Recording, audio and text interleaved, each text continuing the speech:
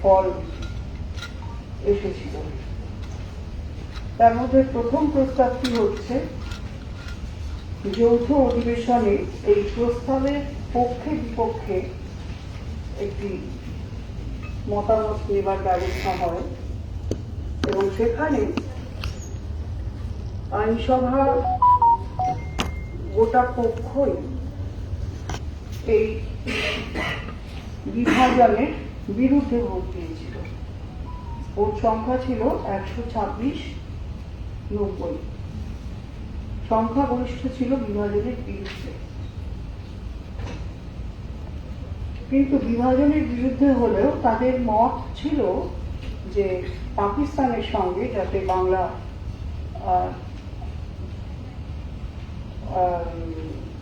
বাংলা যোগদান করে। তারপরে দ্বিতীয় ভোটটি হয়েছিল মুসলিম সংখ্যাগরিষ্ঠ অঞ্চলে। সেখানে প্রধানত এটা তৎকালীন পূর্ববঙ্গে অনুষ্ঠিত হয় এবং সেখানে ভোটের সংখ্যা ছিল 106 ও 35, অর্থাৎ 106 জন এই বিভাজনের বিরুদ্ধে ছিলেন। এবারে তৃতীয় যে মতামত নেবার ব্যবস্থা হলো সেটি হচ্ছে অমুসলিম সংখ্যাগরিষ্ঠ অঞ্চলে।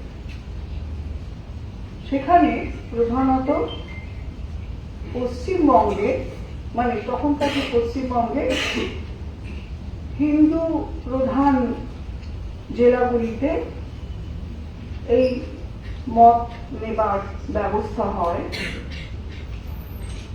এবং সেখানে ভোট আসে 58-21, অর্থাৎ 58 জন বিভাজনের পক্ষে মত দিয়েছিলেন এবং সেই সঙ্গে যে নতুন নবগঠিত যে ভারত রাষ্ট্র তার সঙ্গে থাকবার পক্ষে মত প্রকাশ করেছিলেন। এটা বললাম কেন? কারণ যে মাউন্টব্যাটেন পরিকল্পনা যা অনুযায়ী এই এত কথা উঠে আসছিল, সেখানে বলা হয়েছিল যে ধর্মীয় জনগোষ্ঠীর মধ্যে বিদেশি শাসিত ভারতকে বিভক্ত করা হবে আর দেশীয় রাজ্যগুলি তাদের ইচ্ছা মতো অংশে যোগদান করতে পারবে। এই স্বাধীনতা সে সময় ছিল। সেই অনুযায়ী পশ্চিমবঙ্গের হিন্দু জনগোষ্ঠী এই বিভাজনের পক্ষে ভোট দেন এবং ভারতীয় যুক্তরাষ্ট্রের সঙ্গে থাকাতে সমর্থন জানান। এরপরে আর বিভাজনের পথে কোনো বাধা রইল না এবং ডক্টর শ্যামাপ্রসাদ মুখার্জি এবং অন্যান্য নেতৃবর্গ ভারতীয় হিন্দুদের জন্য একটি রাজ্য গড়ে তোলবার পথে এগিয়ে গেলেন। এর কয়েকদিন বাদে 6 জুলাই শ্রীহট্টে একটি এরকম মত গ্রহণ করা হয়। সেখানে শ্রীহট্ট আসাম থেকে বিচ্ছিন্ন হয়ে তৎকালীন পূর্ববঙ্গে অর্থাৎ পাকিস্তানের সঙ্গে যোগদান করে। তো এইভাবে আমাদের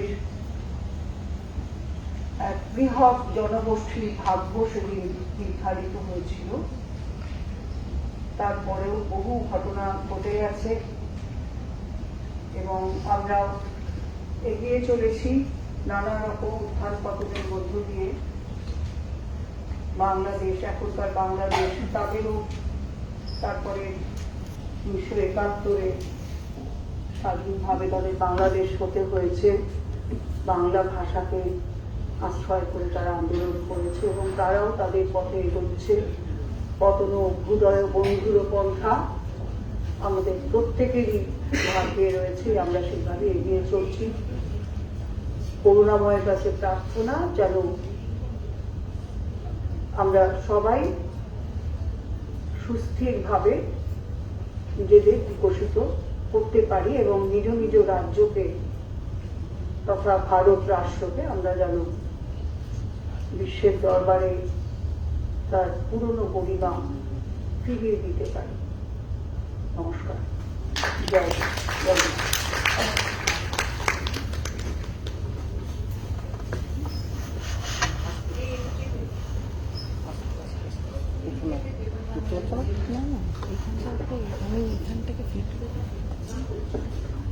অসংখ্য ধন্যবাদ ডক্টর করবী মিত্র মহাশয়কে তার তথ্য সমৃদ্ধ বক্তব্যের জন্য। এখন আমাদের সামনে আবৃত্তি পরিবেশন করতে চলেছে বাংলা বিভাগের দ্বিতীয় সেমিস্টারের ছাত্রী তিস্তা দে। সে জীবনানন্দ দাশের একটি কবিতা আবার আসিব ফিরে পরিবেশন করছে।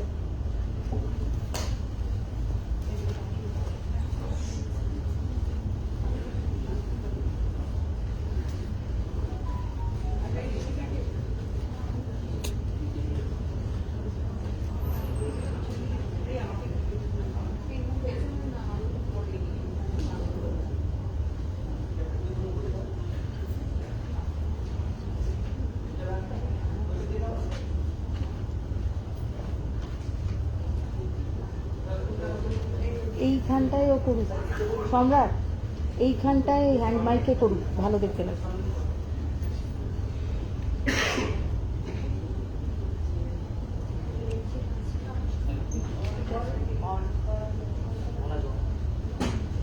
হ্যালো, নমস্কার সকলকে, শ্রদ্ধা ও প্রণাম জানাই। আজ পশ্চিমবঙ্গ দিবস। আজ আমার নিবেদনে যা কবিতা রয়েছে তার প্রতিটি কবিতাতেই বঙ্গভূমির বিশ্ব প্রকৃতির বিভিন্ন রূপের চিত্র ফুটে উঠেছে। আজ আমার নিবেদন কবি জীবনানন্দ দাশের আবার আসিব ফিরে কবিতাটি। আবার আসিব ফিরে ধান সিঁড়িটির তীরে, এই বাংলায় হয়তো মানুষ নয়, হয়তো বা শঙ্খচিল শালিখের বেশে, হয়তো ভোরের কাক হয়ে এই কার্তিকের নবান্নের দেশে, কুয়াশার বুকে ভেসে একদিন আসিব এই কাঁঠাল ছায়ায়। হয়তো বা হাঁস হব, হয়তো বা হাঁস হব কিশোরীর ঘুমুর নকিলে লাল পায়। সারাদিন কেটে যাবে কলমির গন্ধ ভরা জলে ভেসে ভেসে। আবার আসিব আমি বাংলার নদী মাঠ ক্ষেত ভালোবেসে, জলাঙ্গির ঢেউয়ে ভেজা বাংলার এ সবুজ করুণে ডাঙায়। হয়তো দেখিবে যে সুদর্শন উড়িতেছে সন্ধ্যার বাতাসে, হয়তো শুনিবে এক লক্ষ্মী পেঁচা ডাকিতেছে শিমুলের ডালে, হয়তো খইয়ের ধান ছড়াতেছে শিশু এক উঠানের ঘাসে, রূপসার ঘোলা জলে হয়তো কিশোর এক সাদা ছেঁড়া পালে ডিঙাবায়। রাঙা মেঘ সাঁতরায় অন্ধকারে আসিতেছে নেড়ে, দেখিলে ধবল বক আমারেই পাবে তুমি ইহাদের ধীরে। নমস্কার।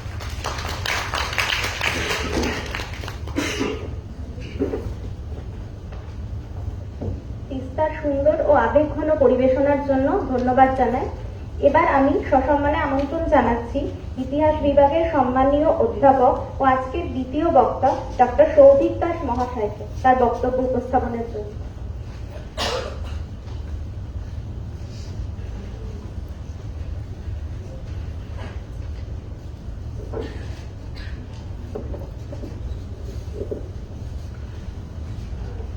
নমস্কার সকলকে এবং আন্তরিক শুভেচ্ছা।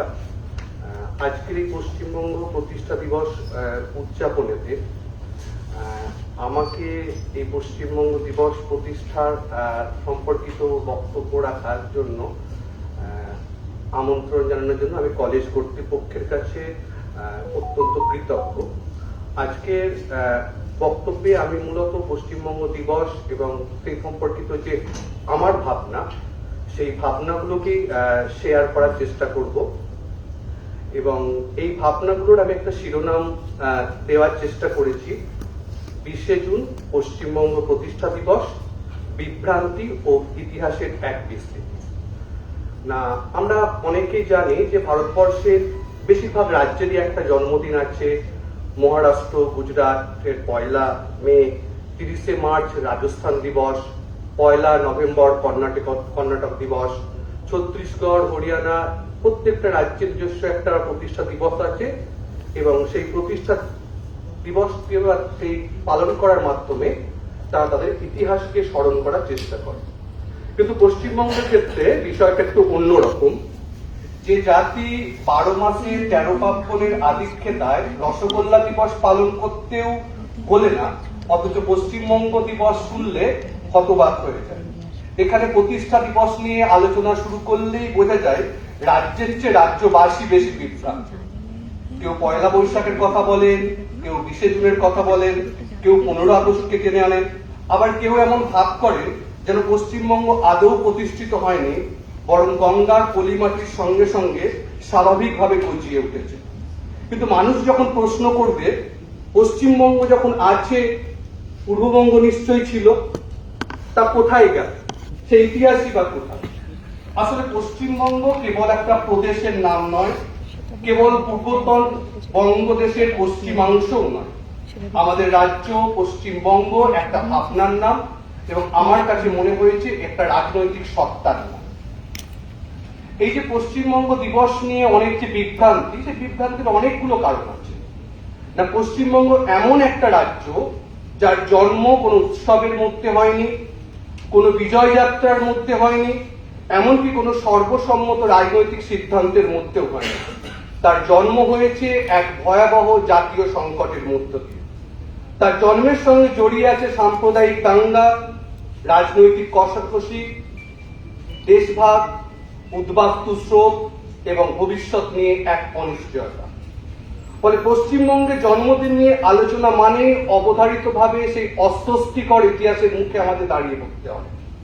আর পশ্চিমবঙ্গের রাজনৈতিক সংস্কৃতির একটা বড় বৈশিষ্ট্য হলো ইতিহাসকে যতটা ভালোবাসার দাবি করা হয়, তার চেয়ে অনেক বেশি ভালোবাসা হয় ইতিহাসের সুবিধাজনক অংশগুলিকে।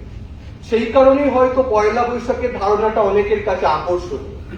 বাংলা নববর্ষ নিয়ে কারো আপত্তি নেই, এটা ধর্মীয় বিভাজনের উঠে বাঙালি পরিচয়ের এক সাংস্কৃতিক প্রতীক। নতুন খাতা খোলা, নতুন হিসাব শুরু করা, নতুন পোশাক, নতুন আশা, এই সব মিলিয়ে দিনটার যে আবেদন সেটা বিপুল। কিন্তু মুশকিল হচ্ছে একটা সাংস্কৃতিক উৎসব এবং একটা রাজনৈতিক সত্তার প্রতিষ্ঠা দিবস তো জন্মদিন হতে পারে না, এবং একও নয়। সেই সহজ কথাটাই মাঝে মধ্যে আমাদের মধ্যে হারিয়ে যায়। বাংলা নববর্ষ অবশ্যই বাঙালি, কিন্তু পশ্চিমবঙ্গের নয়। অর্থাৎ পশ্চিমবঙ্গ নামক রাজ্যটা থাকলেও নববর্ষ থাকতো, না থাকলেও নববর্ষ থাকতো। পশ্চিমবঙ্গের মানুষ যেমন নববর্ষ পালন করে, বাংলাদেশের মানুষ নববর্ষ পালন করে, ত্রিপুরার মানুষ নববর্ষ পালন করে, প্রবাসী বাঙালিরাও নববর্ষ পালন করে। ফলে এটা একটা সাংস্কৃতিক পরম্পরার দিন, একটা নির্দিষ্ট রাজনৈতিক সত্তার জন্মদিন নয়। এই প্রতিষ্ঠা দিবসের যে বিতর্ক, সেই বিতর্কে এই যে তারিখ বেছে নেওয়ার প্রশ্ন, সেটাও বেশ মজাদার। এটা আসলে পশ্চিমবঙ্গ নিজের সম্পর্কে কি মনে করতে চায়।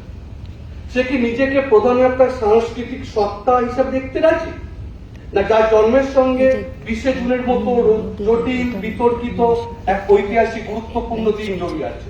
এই প্রশ্নের উত্তর কিন্তু খুব একটা সহজ নয়।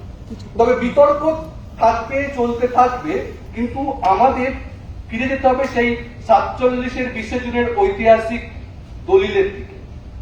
এই রাজ্য বা এই দেশে গত কয়েক দশক ধরে এমন একটা রাজনৈতিক প্রবণতা তৈরি হয়েছে যেখানে ইতিহাসের বদলে প্রতীকের গুরুত্ব ক্রমশ বাড়ছে।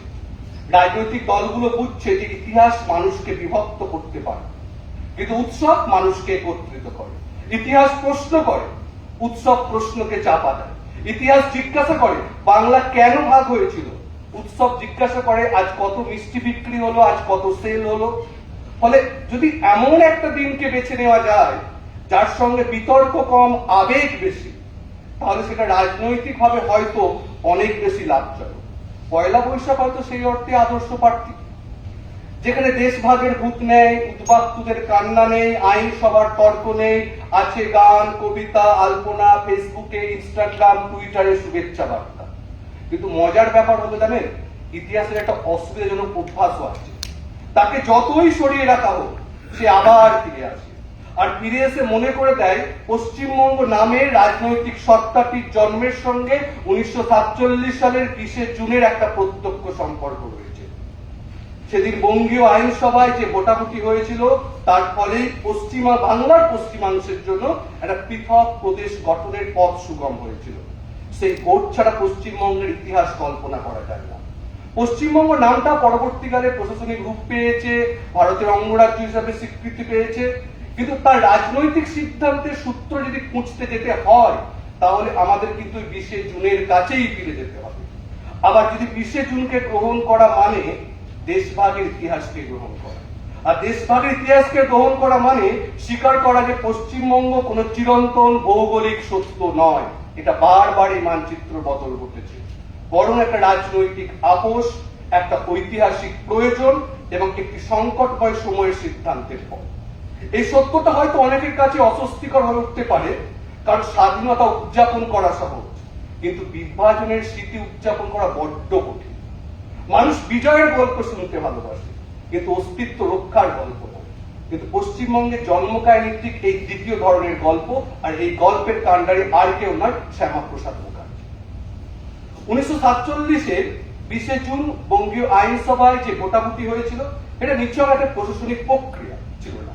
সেই ভোটের মধ্যে কার্যত স্থির হয়ে গিয়েছিল যে বাংলা আর এক থাকবে না, পূর্ব বাংলা তার মতন চলবে আর পশ্চিম বাংলা তার অন্য পথে চলবে। অর্থাৎ পশ্চিমবঙ্গ নামের যে রাজনৈতিক সত্তাটা পরবর্তীকালে ভারতের অঙ্গরাজ্যে পরিণত হচ্ছে, তার জন্মের রাজনৈতিক সিদ্ধান্তটা কিন্তু ওই দিনই ঠিক হয়েছিল। ইতিহাসের বিচারে এই তথ্যটা অস্বীকার করা বড্ড কঠিন। কিন্তু সমস্যাটা ইতিহাসে নয়, সমস্যা হচ্ছে আমাদের স্মৃতিতে। কারণ 20 জুনকে স্বীকার করা মানে ওই দেশভাগকে স্বীকার করা, আর দেশভাগকে স্বীকার করা মানে এমন এক আয়নার সামনে দাঁড়ানো যেখানে বাঙালি সমাজ নিজের সব থেকে অস্বস্তিকর অবস্থাটার মুখ দেখতে পায়। মজার বিষয় হলো পশ্চিমবঙ্গের রাজনৈতিক এবং সাংস্কৃতিক অভিযানদের একাংশ দীর্ঘদিন ধরে একটা ন্যারেটিভ নির্মাণ করার চেষ্টা করছে যে দেশভাগ যেন একটা পার্শ্ব চরিত্র। দেশভাগ নিয়ে পশ্চিমবঙ্গের মনোভাব চিরকালই দ্বিধাগ্রস্ত। যেখানে পাঞ্জাবের দেশভাগে রাজনৈতিক এবং সামাজিক আলোচনা অনেক বেশি উপস্থিত, সেখানে পশ্চিমবঙ্গে দেশভাগের ভূমিকা কম ছিল না, বরং দীর্ঘস্থায়ী ছিল এবং এটা একটা কন্টিনিউয়াস প্রসেস। লক্ষ লক্ষ উদ্বাস্তু সীমান্ত পেরিয়ে দেশে এসেছে, কলোনি গড়ে উঠেছে, অর্থনীতি বদলে গেছে, শহর গ্রাম বদলে গেছে, সমাজের শ্রেণীবিন্যাস বদলে গেছে। কিন্তু আশ্চর্যজনকভাবে আমরা দেখতে পাচ্ছি যে পশ্চিমবঙ্গের মূলধারা যে রাজনৈতিক এবং সাংস্কৃতিক যে কথোপকথন, সেই কথোপকথনে দেশভাগ কিন্তু বরাবরই প্রান্তিক থেকে গেছে। যেন এটি এমন একটা ঘটনা যার সম্পর্কে যত কম বলা যায় ততই ভালো। যদি আপনাকে জিজ্ঞাসা করা হয় যে 1947 সাল ভারতীয় উপমহাদেশে কেন গুরুত্বপূর্ণ, আমরা এপার বাংলার সকলে বলে উঠবো যে এটা স্বাধীনতার বছর। এই একই প্রশ্ন যদি আপনি পূর্ব বাংলার কোনো মানুষকে জিজ্ঞাসা করেন যে 47 কেন গুরুত্বপূর্ণ, তাদের কাছ থেকে উত্তর আসবে ওটা পার্টিশনের বছর। তাদের কাছে স্বাধীনতা নয়, তাদের কাছে 47 সাল কি রকম স্বাধীনতা না দ্বিগুণ স্বাধীনতা। আমার মনে হচ্ছে দ্বিগুণ স্বাধীনতা। একটা হচ্ছে স্বাধীনতা ঔপনিবেশিক শাসনের হাত থেকে মুক্তির স্বাধীনতা, আর একটা হচ্ছে এই দেশভাগের কারণে পূর্ববঙ্গের হিন্দুরা তাদের ফেলে আসা মাটি, বাড়ি, ঘর সেগুলো জোরপূর্বক দখলের অর্থনৈতিক স্বাধীনতা। এই বিষয়টা নিয়ে বেশিরভাগ মানুষই কিন্তু অনেকে স্বচ্ছন্দ বোধ করেন না, তারা নীরব থাকতে পছন্দ করেন। ঠিক একইভাবে পশ্চিমবঙ্গের জন্মের যে ইতিহাস সেটাও কিন্তু নীরবতার মধ্যে টিকে গেছে। সবাই ফলাফলটা নিয়ে কথা বলতে রাজি, কিন্তু ফলাফলের কারণ নেই। কারণ পশ্চিমবঙ্গের জন্ম কাহিনী যত আমরা গভীরে যাব ততই কিন্তু কঠিন প্রশ্ন উঠে আসে। বাংলা ভাগের দাবি কারা তুলেছিলেন? কেন তুলেছিলেন? তৎকালীন রাজনৈতিক পরিস্থিতি কি ছিল? কোন আশঙ্কা মানুষকে বিভাজনের পক্ষে ঠেলে দিয়েছিল? কেন এত বড় একটা বিশাল ভূখণ্ড একসাথে থাকতে পারলো না? এই প্রশ্নগুলো যদি আমরা উত্তর খুঁজতে যাই, তাহলে আবেগের জায়গা সংকুচিত হয়ে উঠে আসবে কঠিন বাস্তবতা। আমি মনে করি যে পশ্চিমবঙ্গের প্রতিষ্ঠাকে বুঝতে গেলে 1905 সাল থেকে 1947 সাল পর্যন্ত বাংলার রাজনীতিতে ঘটে যাওয়া ঘটনার ধারাবাহিক যে চিত্রটাকে আমরা তুলে ধরতে পারি, হয়তো পশ্চিমবঙ্গের প্রতিষ্ঠা দিবসের ইতিহাসটাকে বুঝতে পারি। কি মজার ব্যাপার বা ইতিহাসের কি ডিলেমা দেখুন। 1950 সালে বঙ্গভঙ্গের ভারতীয় জাতীয়তাবাদী হিন্দু প্রত্যাখ্যান করেছিল। পূর্ব বাংলার কিন্তু বেশিরভাগ জনগণ, মূলত মুসলিম জনগণ, এটাকে সাদরে সমর্থন করেছিল।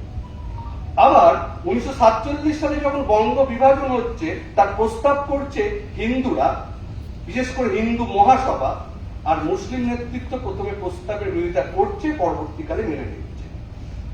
এই 1932 সালে সাম্প্রদায়িক বাটোয়ারা, 1935 সালে ভারত শাসন আইন এবং 1937 সাল থেকে 1947 সাল পর্যন্ত বাংলায় প্রাদেশিক সরকার হিসেবে মুসলিম লীগ এবং তাদের যে শাসন পদ্ধতি, সেখানেতে হিন্দুরা প্রত্যক্ষ করেছিল কিন্তু একটা অত্যাচার। আমরা 46-এ দেখতে পাবো দাঙ্গা, আগস্ট মাসে দেখতে পাবো গ্রেট ক্যালকাটা কিলিং, 20 আগস্ট দেখতে পাবো ঢাকা কিলিং। একইভাবে দেখতে পাবো ওই বছরই কোজাগরী লক্ষ্মী পূজার দিন অক্টোবর মাসে এথনিক ক্লিনজিং এর নামে নোয়াখালীর দাঙ্গা। এই যে ঘটনাগুলো পরপর চলছিল, এর ফলে হিন্দুদের মনে কিন্তু একটা আতঙ্ক তৈরি হয়েছিল। হিন্দুরা বুঝতে পারছিল যে বাংলা বিভক্ত থাকলে সেখানে সংখ্যাধিক্যের কারণে মুসলমানদেরই আধিপত্য থাকবে। 1941 সালে যদি আদমশুমারির দিকে আমরা ফিরে তাকাই, তাহলে দেখতে পাবো সমগ্র বাংলার, মানে অবিভক্ত বাংলার সমগ্র জনসংখ্যার 45% ছিল হিন্দু। ফলে এই হিন্দুরা চাইছিল যে ভারতের অঙ্গরাজ্যে থাকতে, অন্যদিকে চাইছিল মুসলিমরা পাকিস্তানে যোগ দিতে। এই বঙ্গ বিভাজনের পর হিন্দু জনগোষ্ঠী যেভাবে ওপার বাংলা থেকে এপার বাংলায় চলে এসেছিল, তার যে সংখ্যা, সেই সংখ্যাটা আমরা দেখতে পাবো। যদি কেউ কারো ইচ্ছা প্রকাশ করেন, তাহলে দেখতে পারেন অমলেন্দুদের একটি বই আছে, প্রসঙ্গ অনুপ্রবেশ।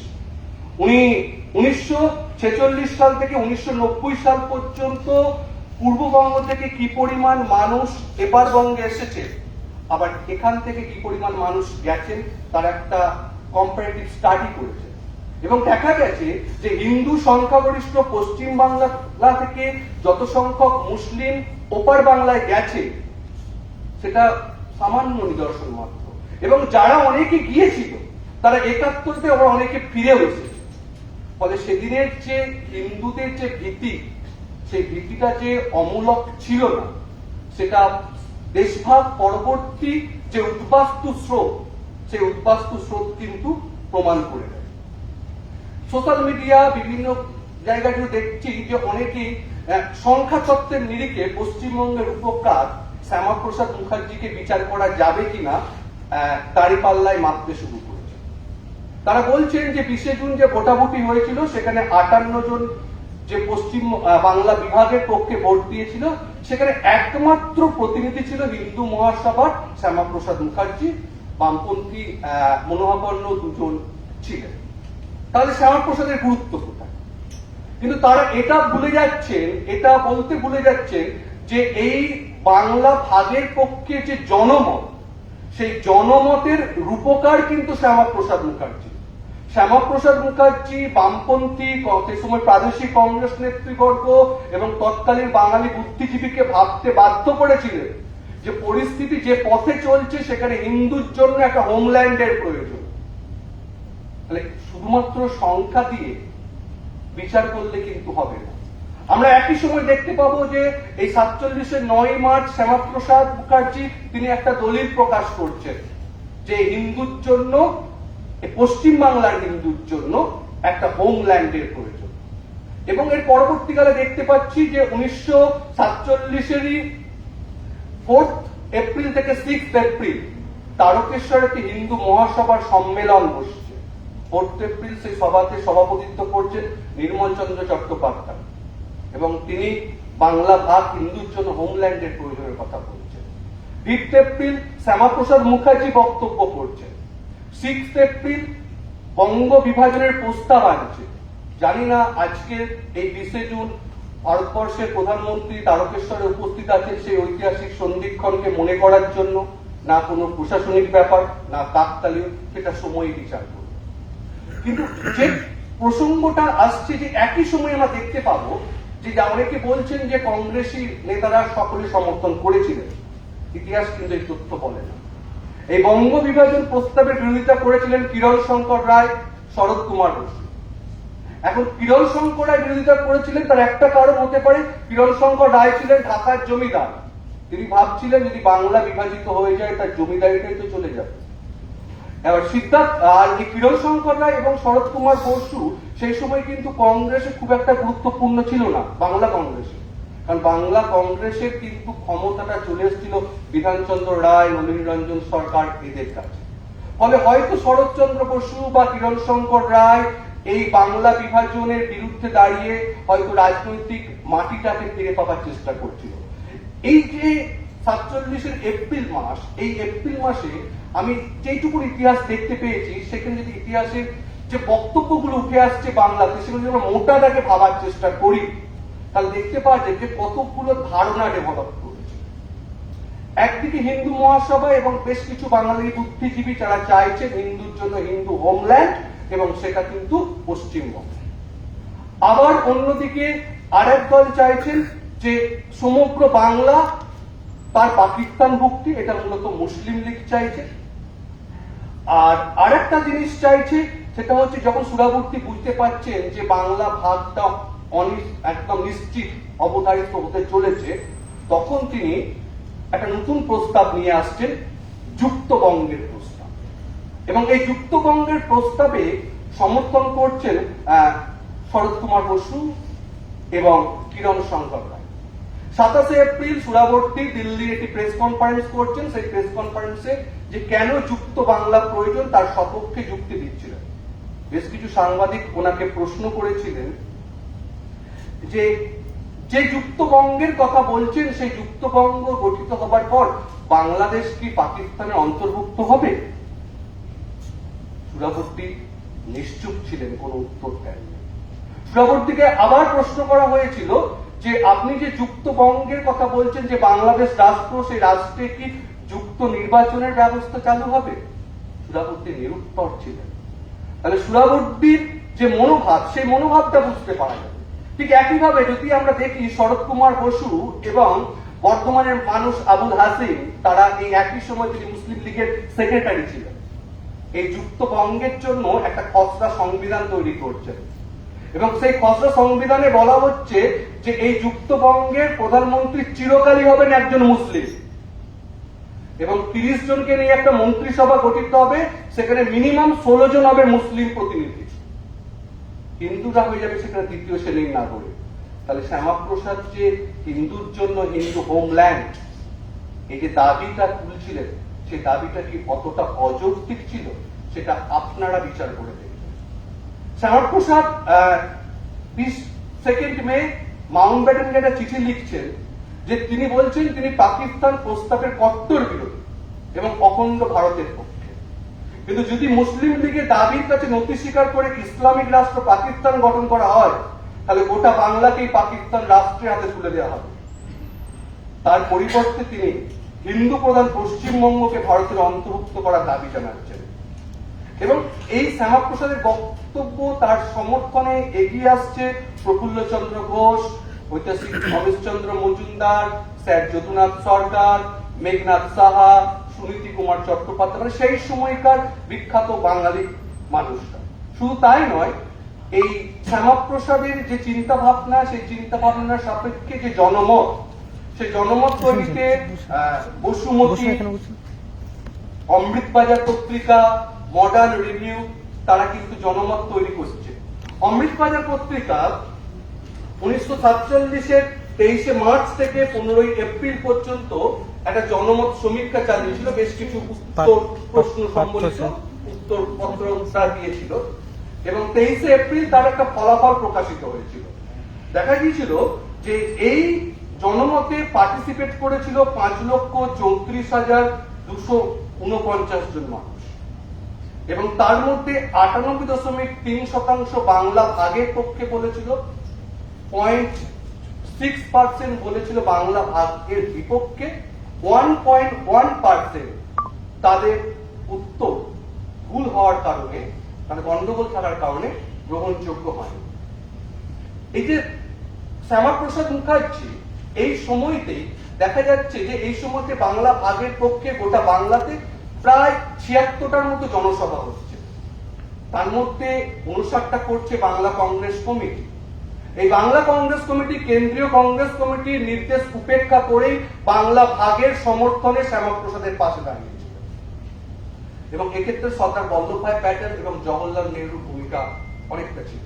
গান্ধী কিন্তু সেই অর্থে ছিলেন না, কারণ গান্ধী সেই সময়তে যখন ব্যারাকপুরেতে রয়েছেন, খাদি আশ্রমে রয়েছেন, সেখানে কিন্তু সুরাবর্তী যুক্তবঙ্গের প্রস্তাব নিয়ে আসছে। শ্যামাপ্রসাদও যাচ্ছেন সেখানে দেখা করতে, কিন্তু শ্যামাপ্রসাদকে গান্ধীজি কোনো আশ্বাস দিচ্ছেন। এই যে 76টা জনসভা, 59টা প্রাদেশিক কংগ্রেস সভা, 12টা হিন্দু মহাসভা, এবং হিন্দু মহাসভা এবং প্রাদেশিক কংগ্রেস এরা দুজনে মিলে যৌথ করছে 5টা। ঠিক একই সময় দেখতে পাবো, ওই যে এপ্রিল মাসের কথা বললাম, 4 থেকে 6 এপ্রিল, ওই 4 এপ্রিল দেখতে পাবো প্রাদেশিক কংগ্রেস কমিটি তারাও একটা বঙ্গভঙ্গের সমর্থন, তারাও কিন্তু প্রস্তাব আনছে। এবং কংগ্রেস কমিটির অনেকগুলো অধিবেশনেতে প্রাদেশিক কংগ্রেস কমিটি শ্যামাপ্রসাদ মুখার্জিকে আমন্ত্রণ জানাচ্ছে এখানে বক্তব্য রাখার জন্য। তাহলে শ্যামাপ্রসাদ মুখার্জির যে বক্তব্য, তার যে গ্রহণযোগ্যতা, তার যে বক্তব্য, সেই বক্তব্যটাকে ওই জুনের একটা ভোটের নিরিখে দেখবেন, না এই বাংলা প্রয়োজন সেই জনমত সমীক্ষার নিরিখে দেখবেন, সে বিচার আপনাদের।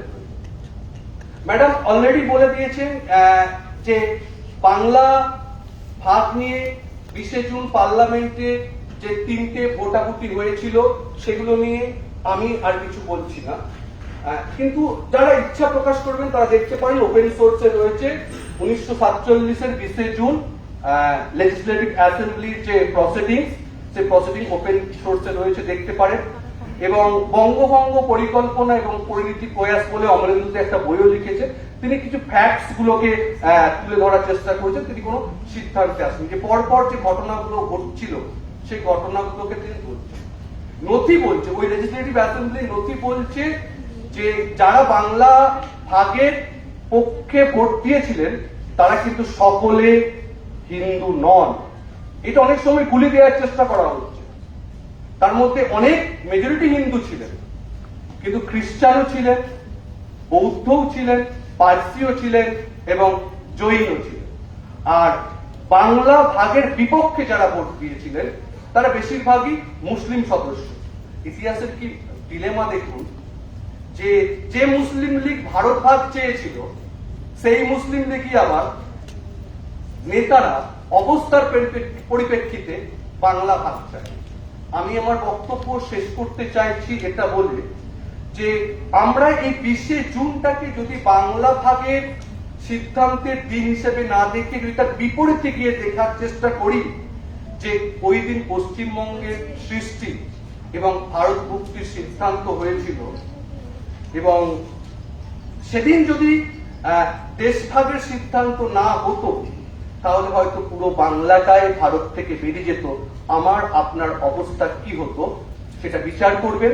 এবং বাংলা বিভাজন বা পশ্চিমবঙ্গের প্রতিষ্ঠাকে 2026-এর মাটিতে দাঁড়িয়ে বিচার করলে হবে না, এটাকে বিচার করতে হবে আমার মনে হয়েছে সেই সময়ের রাজনৈতিক পরিবেশ এবং রাজনৈতিক পরিস্থিতির নিরিখে। নমস্কার, সকলে ভালো থাকবেন, বন্দনা।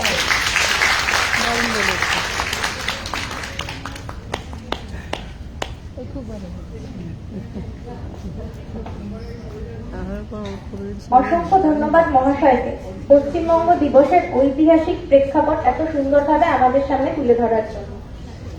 এখন একটি সঙ্গীত পরিবেশনা রয়েছে সঙ্গীত বিভাগের পক্ষ থেকে। আমাদের সামনে সঙ্গীত পরিবেশনা করছেন সঙ্গীত বিভাগের অধ্যাপিকা ডক্টর শতরূপা মুখার্জি এবং সঙ্গীত বিভাগের ছাত্রীরা। তিনি পরিবেশন করছেন একটি দেশাত্মবোধক গান, ধনধান্যে পুষ্পে ধর।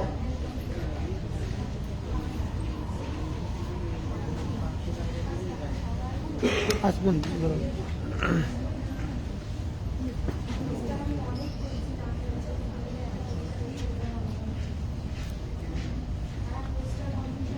এই সুপোর্ট না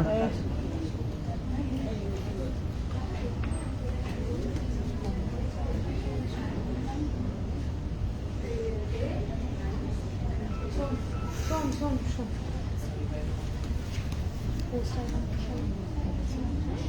পোস্টার আগে, হ্যাঁ পোস্টার আছে জিজ্ঞেস পরে বিতর্ক পরে, হ্যাঁ কারণ পোস্টার ওইভাবেই তো বলা। দুজন যোগার কোম্পানি আছে কিন্তু তাদের ছেড়ে দিতে হবে, তারা বাড়ি দিয়ে নিয়ে পোস্টার আগে ওটা তো বলাই আছে তোমাকে। আচ্ছা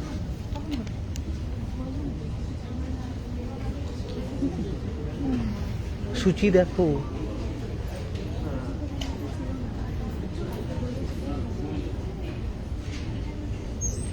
এই যে এই দেখো, এই দেখো, এই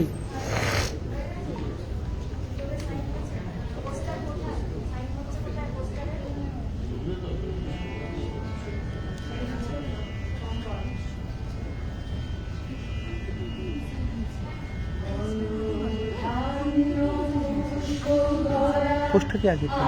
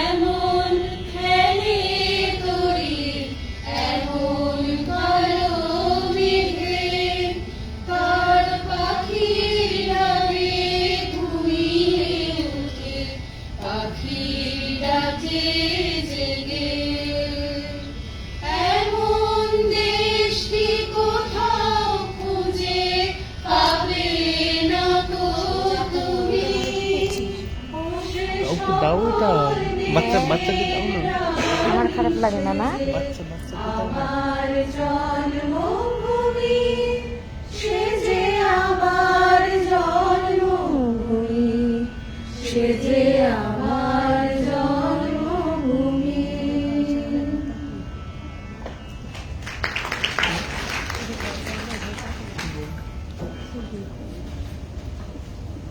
কিছুটা সময় ছবি না তুললে তো শুরু হবে না, দেবযানীর মাথা খারাপ হয়ে যাবে।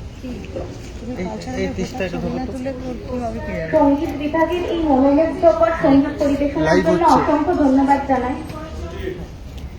অনুষ্ঠানের এই পর্বটি এখানেই সমাপ্ত হচ্ছে, এরপর প্রতিযোগিতামূলক পর্ব শুরু হবে। তার আগে আমি এই পর্বের কৃতজ্ঞতা জ্ঞাপনের জন্য আমন্ত্রণ জানাচ্ছি আমাদের সম্মানীয় আইকিউসি কোঅর্ডিনেটর ম্যাডাম।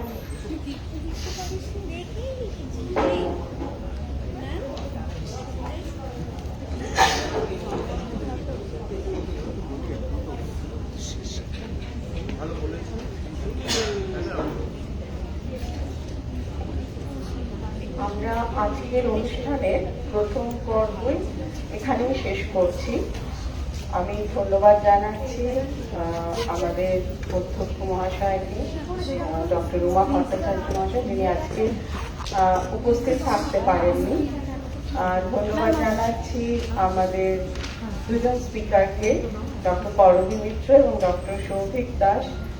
আমাদের যেটা উদ্দেশ্য ছিল আজকের দিনের ঐতিহাসিক গুরুত্ব এবং তাৎপর্য জানা, সেটা আমার মনে হয় যে আমরা সবাই খুব সুন্দরভাবে বুঝতে পেরেছি, বা বলা উচিত জ্ঞান অর্জন করেছি। আমরা তো অনেক কিছুই আজকাল সোশ্যাল মিডিয়ায় করি, সেটা বহু সময় অর্ধসত্য থাকে, মিথ্যের থেকে অর্ধসত্যটা বেশি বিপজ্জনক। সেই জন্য একদম আমরা আজকে একদম ইতিহাস বিভাগ থেকে জ্ঞান অর্জন করেছি। দুজনকে অনেক ধন্যবাদ জানাচ্ছি আমাদের মিউজিক ডিপার্টমেন্টকে এবং ডক্টর শতরূপা মুখার্জি মান্নালি দুজনকেই। তাদের নেতৃত্বে আমাদের মিউজিক ডিপার্টমেন্ট খুব সুন্দর গান পরিবেশন করেছে এবং যারা আজকে উপস্থিত হয়েছে সবাইকে অনেক ধন্যবাদ। শুধু আমি টিচারদের বলছি না, যে স্টুডেন্টরা উপস্থিত হয়েছে তোমাদের সবাইকে অনেক অনেক ধন্যবাদ। আর আরেকজনকে আমার ধন্যবাদ দিতেই হবে, সে হচ্ছে আমাদের বাংলা বিভাগের সম্রাটকে। সম্রাট গত কয়েকদিন ধরে ভীষণ মেটিকুলাসলি আজকের অনুষ্ঠানের জন্য পরিশ্রম করেছে। তাই আমি করবিদিকে অনুরোধ করব যে আমরা সম্রাটের জন্য ছোট্ট একটু উপহার রেখেছি, সেটা যদি করবিদি সম্রাটকে দেয়। এরপরে আমাদের স্টুডেন্টদের যে কম্পিটিশন দুটো হওয়ার কথা সেটা শুরু হবে।